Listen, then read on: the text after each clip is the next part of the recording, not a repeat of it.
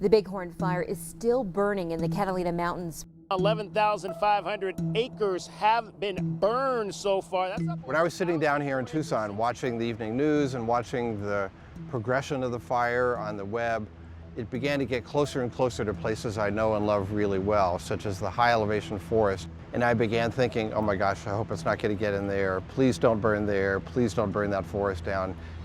There's a really interesting dynamic being a person who loves the forest and a scientist who studies it. One part of you wants to say, I love this forest, I never want it to change. And the other part of you looks at a forest that's changing and say, wow, that's interesting. I wonder why that happened that way. And when a big fire happens, you're really kind of poised on the head of a pin about which of those is going to be dominant, because it's so interesting and yet can also be so devastating.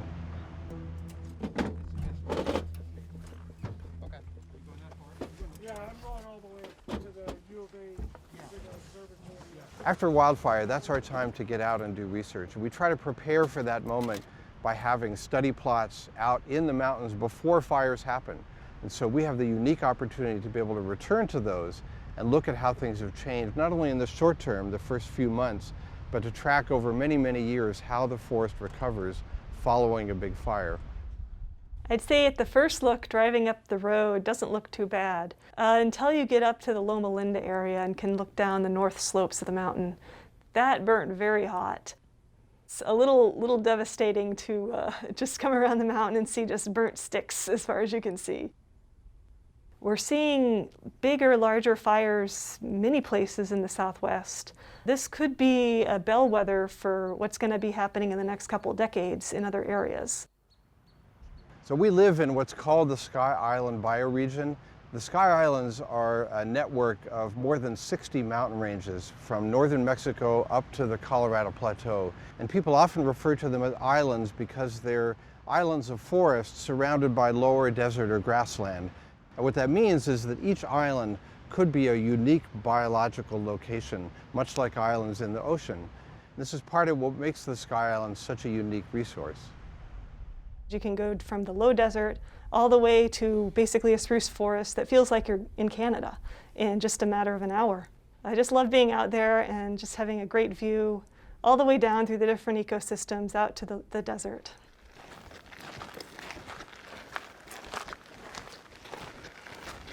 Our field work often begins with a geographic positioning system, a GPS, because we're trying to get back to a particular location on the ground. And so we'll navigate to that point. In here under the live tree canopy in there? Yeah, on the edge. This could definitely work. It's pretty good. What we do is study the plants and animals on the ground, the soil. There's a lot of hands and knees work, very, very detailed, trying to look at every plant, looking at whether trees are regenerating, whether there are seedlings, whether the overstory trees were damaged or not, whether they are going to bounce back.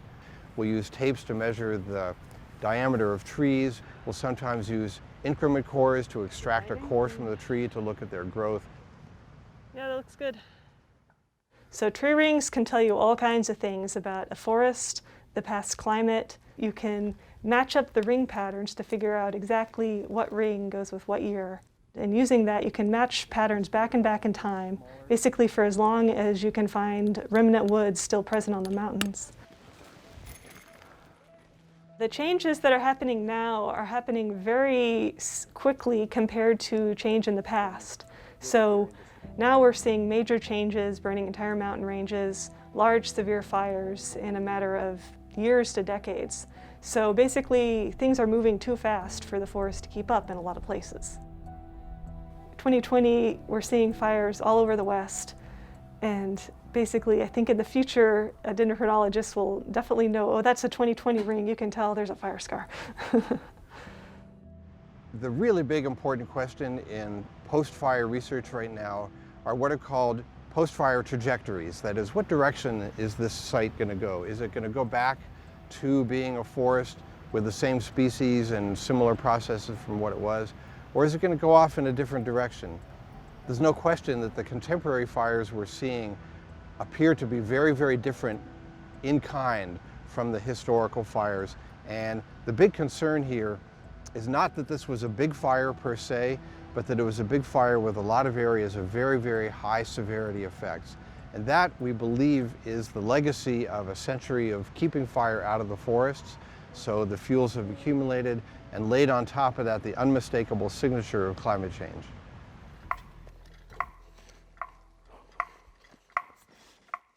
So what tree are you working on over there?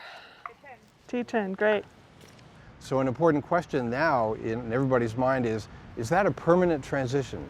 Has that gone past a tipping point? So it's now going to be a different kind of ecosystem, not a forest, or is it just a slow bending of the curve back to becoming forest? And this is why we need this historical background to understand the Bighorn Fire that happened in the Catalinas.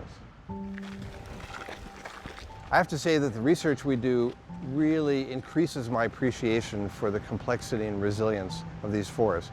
We'll go up and study a plot, and we'll find trees that have survived. They somehow managed to make it through, and they're green on top, and they're growing.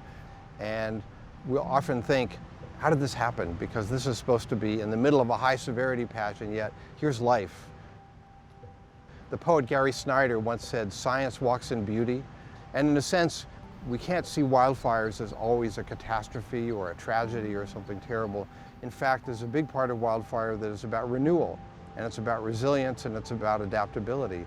And that's actually a really positive lesson, because it means that many things that we're seeing that look like they've gotten stuck or damaged or lost irretrievably perhaps aren't that way at all.